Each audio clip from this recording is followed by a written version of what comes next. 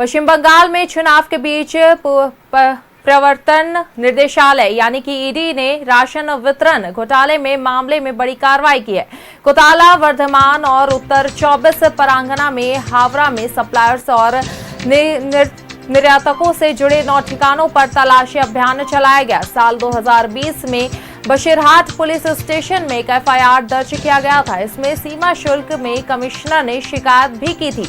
कल्याणकारी योजनाओं के लिए आने वाले सरकारी गेहूं की बड़े पैमाने पर हेराफेरी की जा रही है। इसी के आधार पर ईडी ने अपनी कार्रवाई की। तो बता दें कि ईडी की जांच में पता चला कि आरोपियों ने सरकारी गेहूं को चोरी करने का एक व्यवस्थित तरीका बनाया था। सप्लायर्स, डीलरों और बिचौलियों ने मिलीभगत से गरीबों के लिए आने वाला गेहूं कम दामों पर खरीदा जाता था।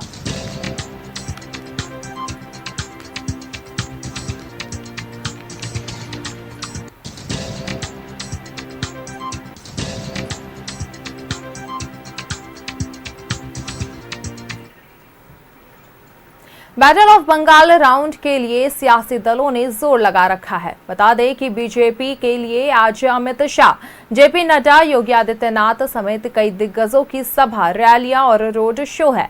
पहले चरण में जिन 16 जिलों की सीटों पर चुनाव हुआ है उसे बीजेपी का दुर्ग कहा जाता है। पहला चरण उत्तरी बंगाल और जंगल महल की सीटों पर केंद्रित, तो दूसरे चरण में बांग्लादेश की सीमा से सटी हुई दूसरा कोलकाता के आसपास की सीटें हैं। दूसरे फेज दक्षिण बंगाल के उस कोर बेल्ट में है जिसे ममता बनर्जी का अभेद किला माना जाता है।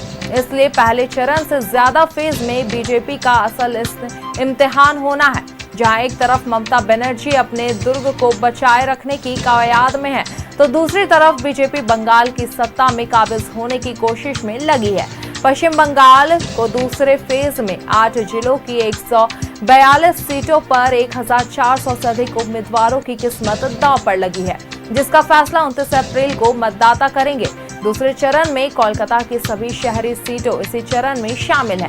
इसके अलावा 24 परगना, उत्तर और दक्षिण दोनों जिले की सीटें में हावड़ा, नदिया, तो वहीं पूर्व और पश्चिमी मेदिनीपुर जिले भी सीटें हैं। ऐसे में पूर्व और पश्चिम बागमान की सीटें हैं, जहां पर 2021 में टीएमसी ने क्लीन स्वीप किया था।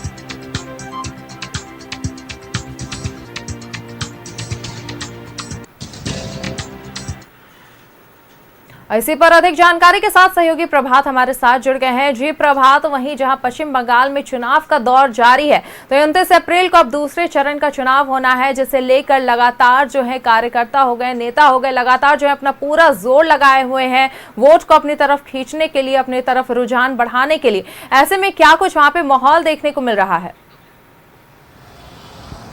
बिल्कुल सहवार, देखिए गर्मी की तपिश के साथ साथ सियासी तो जो पारा है वो भी चढ़ता हुआ नजर आ रहा है। चूंकि बंगाल की जो शहरी सीट है, जो बंगाल जो कोलकाता कहा जाता है, कोलकाता के 17 विधानसभा सीट पर 29 अप्रैल को मतदान होना है। और दोनों ही पार्टियां, जो भारतीय जनता पार्टी और तृणमूल कांग्रेस है, दोनों ही पार्टी के दिग्गज नेताओं का लगातार सभा और रैलियां हो रही है। आज अगर हम बात करें तो भारतीय जनता पार्टी के जो दिग्गज नेता गृह मंत्री अमित शाह जी का रोड शो है, रैली है। वहीं जेपी नड्डा का कई विधानसभा क्षेत्रों में रैली और सभाएं हैं। और साथ ही उत्तर प्रदेश के मुख्यमंत्री योगी आदित्यनाथ झा का भी कई सभाएं हैं, रोड शो है और सब नुक्कड़ सभाएं हैं। तो जो सियासी तापमान धीरे धीरे चढ़ता चल जा रहा है। और 29 अप्रैल को 142 जो विधानसभा सीट पर चुनाव होना है, 8 जिले हैं। इसमें निश्चित तौर पर कह सकते हैं कि दोनों ही पार्टियां अपनी पूरी ताकत झोंक दी है। और अब 4-5 दिन बचे हैं, इसमें दोनों ही पार्टियां अपनी अपनी जीत के दावे तो कर रहे हैं। लेकिन अगर हम बात करें, ये जो शहरी जो बंगाल है, कोलकाता है, यहाँ पर ममता बनर्जी का गढ़ माना जाता है। लेकिन भारतीय जनता पार्टी उसके किला को भेदने में लगी हुई है। जिस तरीके से लगातार कई बड़े नेताओं का सभा और रैलियां हो रही है, छोटे छोटे जगहों पर पहुंचकर जो भारतीय जनता पार्टी के नेता है वो अपने पक्ष में मतदान करने के लिए लोगों से अपील कर रही है। और जनता ने भी एक तरह से कहे तो सब कुछ देख रही है और जनता ने भी मन बना लिया है किसे हमें अपना फिर से कमान सौंपना है।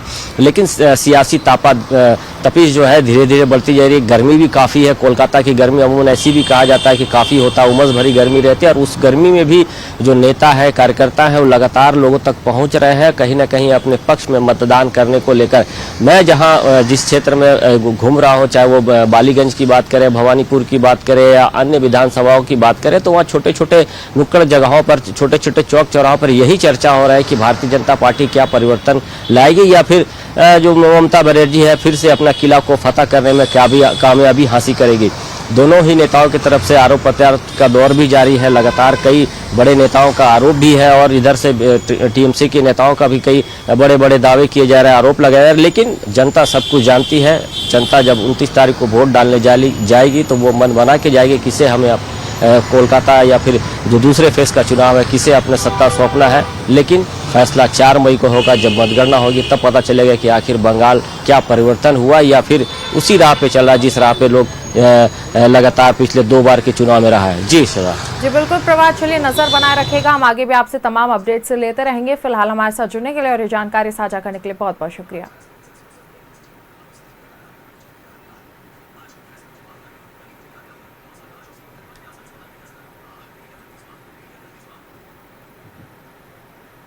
तो आपको खबर बता रहे हैं, जहां दूसरे चरण के मतदान होना है 29 अप्रैल को 142 सीटों पर वोटिंग होगी। तो पश्चिम बंगाल में दूसरे चरण का जो रन है वो काफी दिलचस्प होगा देखने के लिए, जहां लगातार जो है सभी नेता, सभी पार्टी जो है कार्यकर्ता अपनी पूरी जोर और जोश के साथ जो है रैली निकाल रहे हैं, लोगों को अपनी तरफ रुझान बढ़ाने के लिए पूरा जोर लगाए दिख रहे हैं।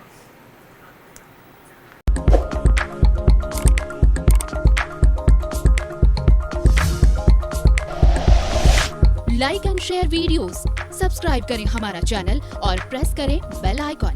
न्यूज़ 11 भारत, सच है तो दिखेगा।